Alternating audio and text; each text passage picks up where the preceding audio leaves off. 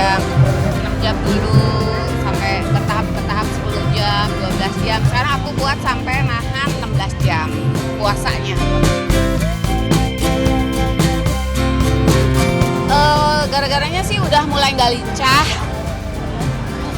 lincah, terus awalnya sih karena umur kali ya, tapi enggak, ternyata karena berat badan melebihi dan dicek ke dokter gizi memang lemak lebih banyak daripada kadar otot. Itu yang bahayanya adalah mungkin nanti efek sampingnya adalah ada penyakit-penyakit lain yang menyertai, dan saya kan nggak mau ya.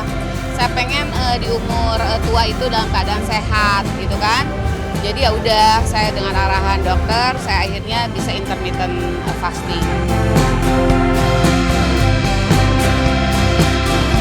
Jadi misalkan aku skip breakfast, skip sarapan, terus jadi aku baru makan di jam 1 atau jam 2, terus udah gitu saya mungkin sekitar 2 apa 3 jam saya makan tuh, boleh nunggu bentar, makan nyicipin apa, bebas pokoknya makan apa aja, nggak ada pantangan. Terus setelah itu misalkan aku berhenti di makan itu di jam 4 atau 5 sore, nanti dihitunglah setelah jam 5 sore itu jam pasar tuh 16 jam baru bisa makan lagi.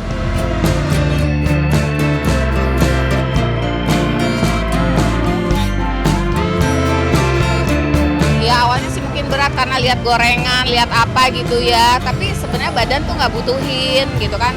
Otak aja sama lidah gitu udah nggak kuat, tapi lama-lama kebiasaan gitu. Jadi kalau belum waktunya makan ya nggak pengen makan, badannya tuh udah gitu sendiri. Tapi udah waktunya makan, makan banyak, makan lahap setelah 16 jam tuh makan lahap. Terus setelah itu udah puasa.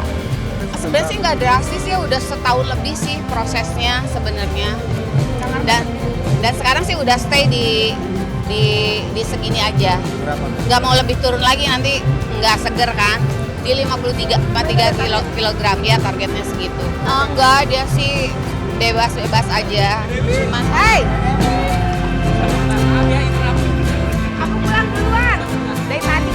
Dadah. Sekarang aku lebih lincah. Ini terbukti hari ini aku menghadiri 5 acara selamatan, ada kawinan, ada tasyakur, ada segala macam dari jam 7 pagi sampai sekarang jam berapa nih?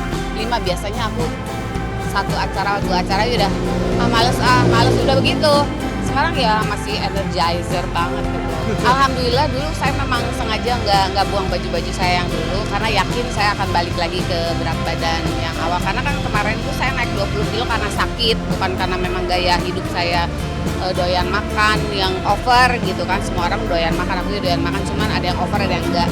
Tapi aku sih normal-normal aja. Kemarin tuh naik tuh karena sesuatu hal yang terjadi sama badan saya sehingga harus naikin berat badan.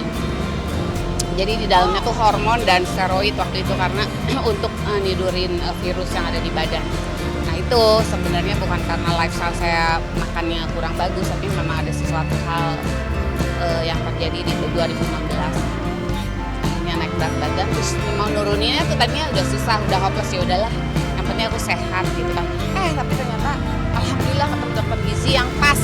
Kebetulan karena saya ada komorbid yang bikin saya naik berat badan itu, karena itu ada komorbid. Jadi saya nggak bisa sembarangan minum obat, nggak bisa sembarangan suntik. Jadi dokter ini memang lebih melihat ke badan saya nih, yang butuh di dalam badan saya apa. Ya tetaplah secara umur, kolesterol, asam urat dan sebagainya ya udah menyertai. Jadi ya harus dijaga juga. Tapi jadi kita tahu diri aja lah. Hari ini gorengan ya 3 hari ke depan puasa dulu baru gorengan lagi gitu, enggak ya tiap hari gorengan.